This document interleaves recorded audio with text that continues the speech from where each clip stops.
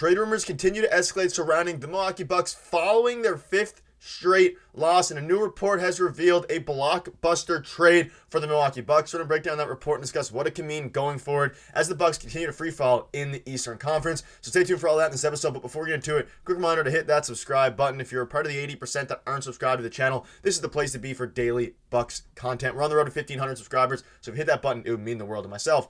But let's dive right into it. There's a lot to go over. Now, obviously, the Bucks had a brutal loss against the Cavs, a loss in devastating fashion, but a new article has dropped, and it says the Bucks season could be saved by bold trade for the Bulls' $215 million starter. This one is super interesting, and again, there's going to be a lot of trade reports, a lot of trade rumors, all these different things, especially as the season progresses, and if the Bucks continue their way of playing right now, it's going to be a very interesting next few weeks and few months for the Bucks, because we're going to dive into some other things. I have more videos for you guys surrounding some of the other problems, but we'll dive into the depth chart too, but this article, basically, you can see this here. ESPN analyst and former center Kendrick Perkins shared some high praise for Zach LaVine. I was told teams didn't think LaVine had high trade value, all those things. If the Bucks front office is able to pull off a blockbuster trade for LaVine, it could turn the season around in Milwaukee. A potential trade will look something like the deal seen below. However, the Bucks are a second-neighbor team and have a multitude of trade restrictions that would prevent them from completing this exact trade. The financials, though, are close enough to a deal could be worked out if desired. So obviously,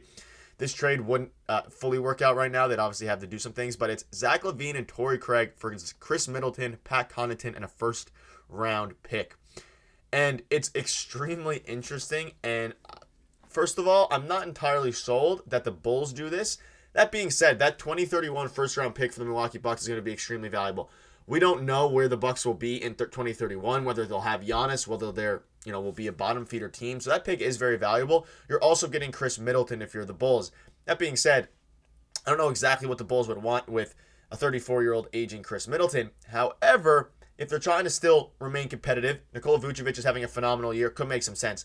On the Bucks side of things, it's interesting. You're getting Zach LaVine and you're getting Torrey Craig. Now, Torrey Craig has had some decent years, but Zach LaVine is the big prize here, and it's interesting. We know the Bucks are projected to be buyers in trade discussions throughout the season. And again, this article was dropped before yesterday's game. A backup center for Brook Lopez and a point of attack defender next to Damian Lillard appear to be the team's most significant needs. And again, they're not solving the backup center for Brook Lopez. I still think Walker Kessler is probably going to be one of their top trade targets if the Utah Jazz want to trade him.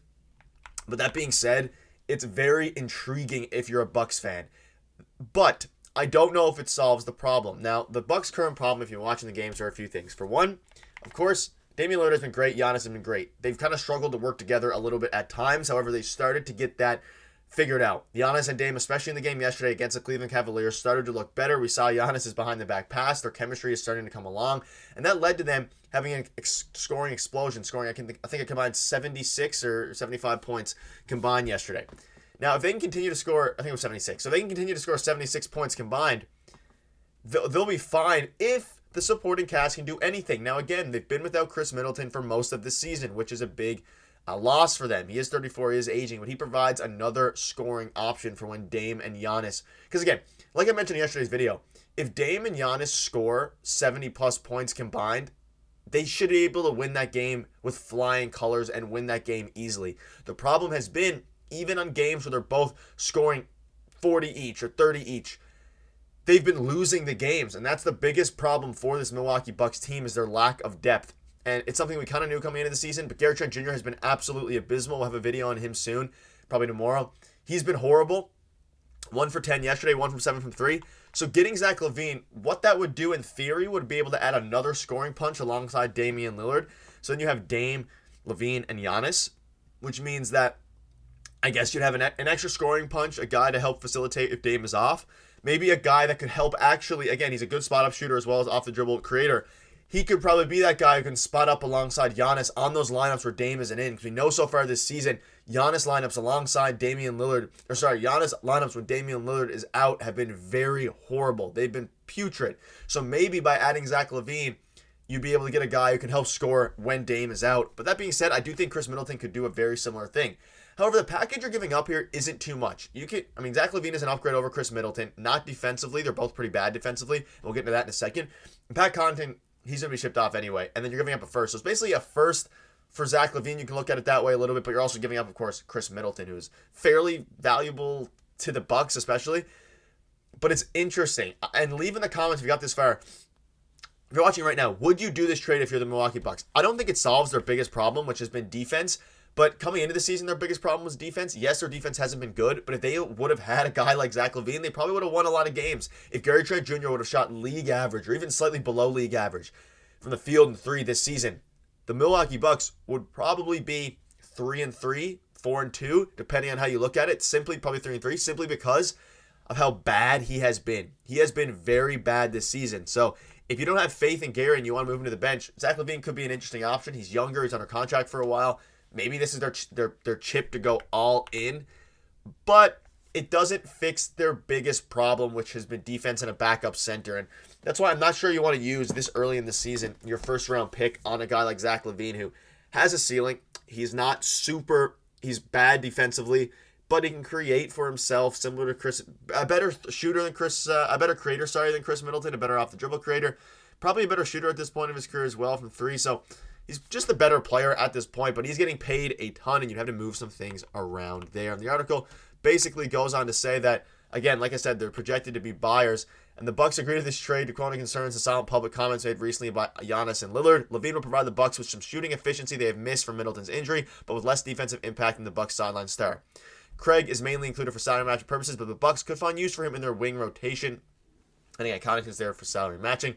Chicago agrees to this trade in order to get an unprotected first-round pick. They have no urgency on Middleton's return timeline, so they can be patient in getting him back to 100% health. But presumably, the Bucks would only move on from the services of Middleton if his recovery is not relatively imminent. Yeah, so if they don't think Middleton is going to come back and they need to start treading water and actually start winning games, maybe this is a trade they do. That being said, you're giving up your biggest asset, which is your 2031 unprotected, in this case, first round pick, which again, that is 6 years from now. It'll be very interesting to see how that actually conveys going forward, because a draft pick 6 or 7 years from now, Giannis is going to be in his mid-30s. It's going to be a very intriguing kind of team at that point. Who knows what they'll be like in 2031, but that pick could be very valuable for the Bulls. So maybe the Bulls probably would do this deal contingent on what their plan is going forward. I mean, if they want to remain competitive, you're still getting Chris Middleton. Hopefully he's back soon. But as the Middleton situation continues to linger for the Milwaukee Bucks, this trade is very, very intriguing. And he's been very good to start this season. I mean, you look at his stats, and he's obviously averaging 23, 5, and 3 assists a game, shooting 50% from the field, 46% from 3, 29 years old. Like, he is an absolute hooper. So seeing how he could do alongside a guy like Giannis Antetokounmpo and Damian Lillard would be very intriguing. He hasn't really played alongside those stars. Maybe they could give him the offensive punch they need, but they're already, coming into the season, you'd say, hey, they're good offensively, but they really haven't been, aside from Damian Lillard and Giannis Antetokounmpo. Gary Trent struggled. Brook Lopez struggled. Bobby Portis struggled. Torian Prince struggled. So they're either going to make a big move like this and figure out a way to get the offense going, or start playing some of the young guys, whether that's AJ Green, whether that's Andre Jackson Jr., get some of those guys rolling and see what they can do, because fans have had enough of Gary Trent Jr. going out and scoring 1 point or 3 points on 1 for 10 shooting in 34 minutes. Like, yeah, he's solid defensively, but he's not good enough defensively to be able to score 3 points a game. So it's going to be very interesting to see what happens going forward. Leave in the comment section down below, would you rock this trade if you were the Milwaukee Bucks? And again, I'll keep you up to date with all the latest Bucks news. They play tomorrow against the Cavs, so stay tuned for a post-game video on that, and also a video during the day. Thank you guys for watching. Hit the subscribe button. See you guys later.